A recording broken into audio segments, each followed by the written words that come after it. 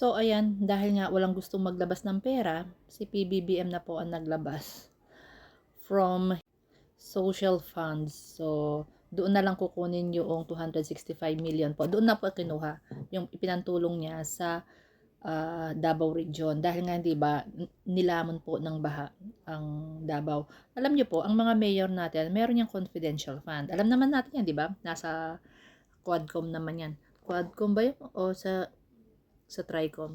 Anyway, yung ilang yung mga ilang milyon po yung confidential funds ng Davao na umaabot ng 460 million, 460 million, may 260 million, di ba?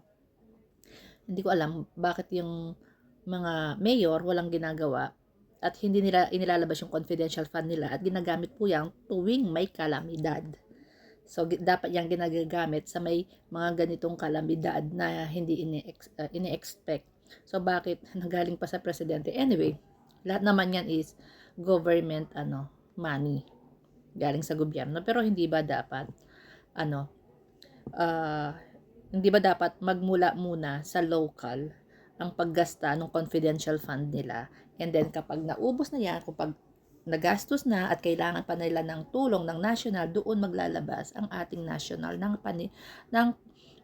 additional na pondo. So bakit ito direct na sa national, direct na kay PBBM nung dinalaw niya, nakita niya sa taas yung pinsala diyan sa Davao Region, 'di ba? Ano ang ginagawa ng mga officials?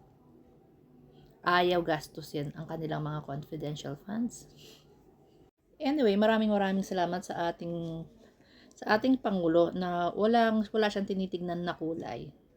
Kung ikaw man ay dilaw, asul, berde, or pink, pula, itim ka man, basta Pilipino ka, kailangan ng tulong, ayan, yun na po.